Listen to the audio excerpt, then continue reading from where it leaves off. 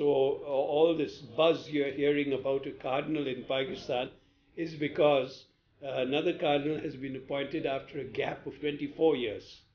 So I'm really the second cardinal from Pakistan.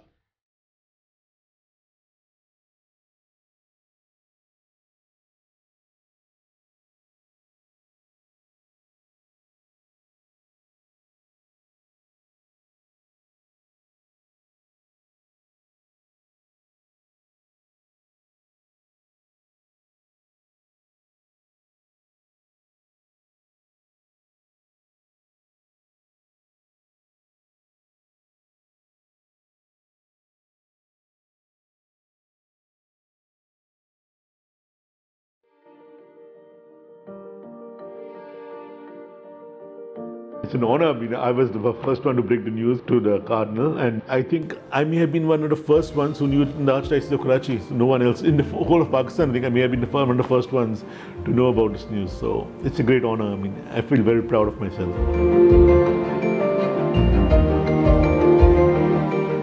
So there are just 150 cardinals in the whole world. So definitely we have a voice now. We always had a voice in the church, but now we have a much more powerful voice, because now 150 people only talking to you is better than 10,000 people talking to you. So there'll be a bigger difference.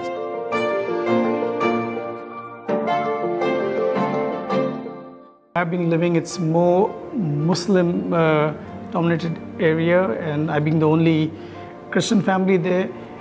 I've seen changes. There is a tolerance in certain places. There may not be tolerance in places, but with what I've seen working with His Grace in this few years, as I said, I mentioned interfaith harmony, that committee that is there, and when we have seen ulmas, we have seen muftis coming here and having meetings in a very productive way and trying to really promote peace and harmony among ourselves.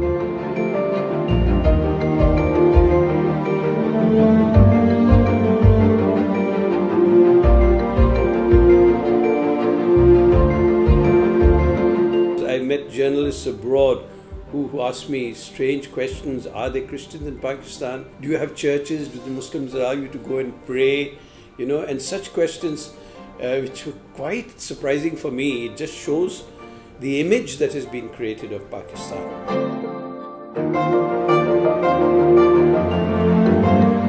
I've studied 12 semesters in the Seminary of Islam. I've studied the Quran, the Hadith. I know what Islam is, and Islam is a peaceful religion. It's just a few people who have ruined the whole concept of the whole religion of Islam in the world. And for people nowadays, Islam is terrorist, that's all.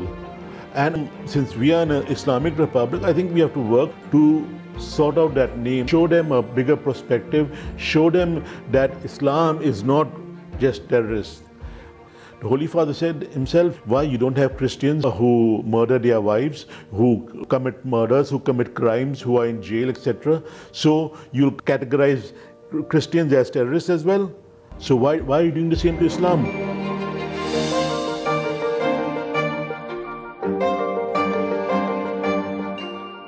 Whatever challenges and difficulties we face as Christians, I don't think just the fact of my appointment is going to reduce that. Although it's wonderful, it was a wonderful experience. Among the many who have come and are still coming to greet me, a lot of not so many Christians, I think, as Muslim friends. And not only friends, organizations, for example, even the Jamaat-e-Islami came to greet me, and so many others.